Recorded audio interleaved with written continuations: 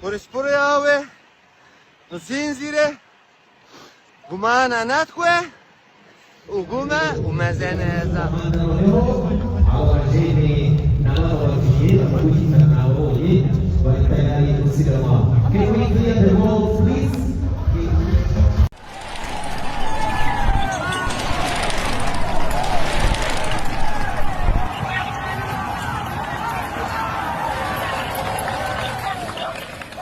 Ni ibintu rwose biteye ubwuzu ku muntu yaba uri kubireba ahibereye yaba uri hanze, byose ni ibintu byiza cyane. Niba twavuga nk'abarokore tukavuga tuti ijuru ryahumuye cyangwa se shampiyona y'amagare yahumuye hano mu gihugu cy'u Rwanda, ubivuge uko ubishaka, ariko icyo twemeranyaho ni uko rwose mu Rwanda hagiye kubera shampiyona nziza kandi ishyushye guhera ku munsi w'ejo, ariko n'ubundi twavuga yuko ari uguhera ku munsi uyu munsi wo ku isabato tariki 20 akaba ariho ibintu byaje kuba byagenda bitangira mu mujyi wa Kigali, aho rero waje kugenda ubona abantu bagiye batandukanye bavuga bati rwose turi mu muhanda turi kunyonga, ati rwose muze mu muhanda, ukagenda ubona amafoto ndetse n'amavideo y'abantu bari kuzenguruka mu muhanda hano mu mihanda ya Kigali. Rimwe itangazo rero polisi yatanze mu rukerera ndetse kugeza ku munsi w'ejo yuko uno munsi buri wese ufite igare utuye mu mujyi wa Kigali hari car free zone, hari imihanda rwose igomba gufungwa kugira ngo umuntu wese ufite igare wo mu mujyi wa Kigali ajye mu muhanda anyonge mu rwego rwo kubanziriza shampiyona y'isi y'amagare izatangira ku munsi w'ejo ku itariki 21. Itangazo rero rya polisi rivuga yuko umuhanda Beka Arena Kimironko Rwahama Sherando Place House Sonatibe Nyanza Gahanga kugaruka Sonatibe Rwandex Kanogo Roundabout yo mu mujyi kugaruka kugera muri Kanogo, n'ubundi iyo mihanda yose tumaze kuvuga haruguru ngo igomba kuba ifunze kugera Midihia Women Foundation Ministries, aho ngaho hose agomba kuba hafunze kugira ngo bize gukomeza kugenda bigenda neza. N'indi mihanda myinshi cyane yo ku Gishushu MTN ndetse kugeza mu kabuga ka Nyabutarama, iyo yose ni imihanda igomba kuba ifunze mu kuzenguruka Golf SOS Minagri KBC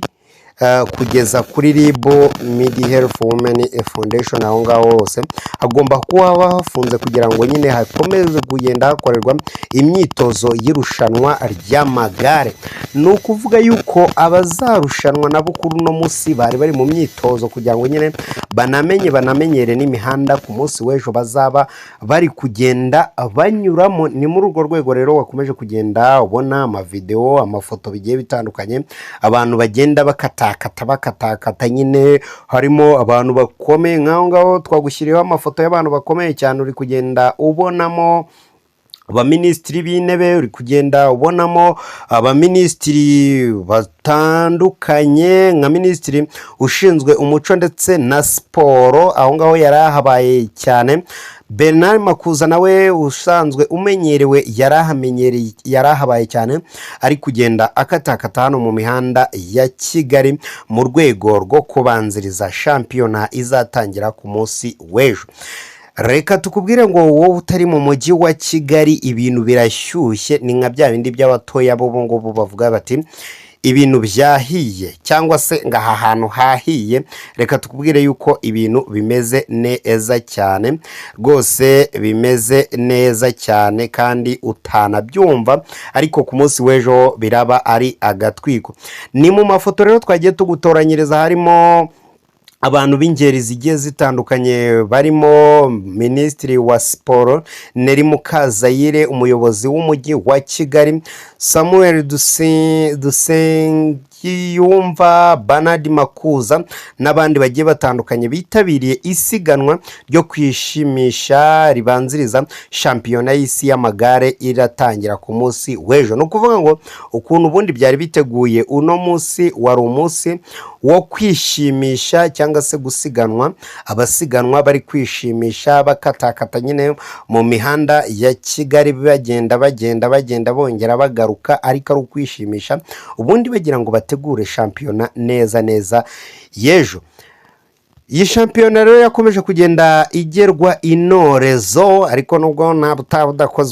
butagezwe inorezwo, urakumva yuko n'ubundi byagenze neza cyane, ndetse no ku munsi w'ejo twizera yuko bizagenda bigenda neza, uko tuzakomeza kugenda tunabikugezaho hano kuri Wasam TV Show, ukuntu biri kugenda bigenda, amafoto ndetse n'amajwi rimwe na rimwe tugenda tubikugezaho. Bernard Makuza rero wabaye minisitiri w'intebe na perezida wa Sena, ari rero mu bitabiriye igikorwa cyo gusiganwa ku magare kuri uyu wa 20 bishimisha, ndetse n'abandi banyacyubahiro bagiye batandukanye. Ni mu gikorwa rero twabwiye yuko bari kwitegura wabonye rero ibintu bigiye bitandukanye, wabonye yuko bagenda bazenguruka kuri convention ahandi hagiye hatandukanye, ugakomeje kugenda ubibona. Rero nkatwe hano kuri Wasam TV Show reka tuvuge tuti twahakubereye kugira ngo tugende tukugezaho ibyo byose, ariko icyo duhurizaho ni kimwe, nuko ibi bintu bishyushye cyane. Naho iyi ngiyi ni Wasam TV Show, ugira ibihe byiza.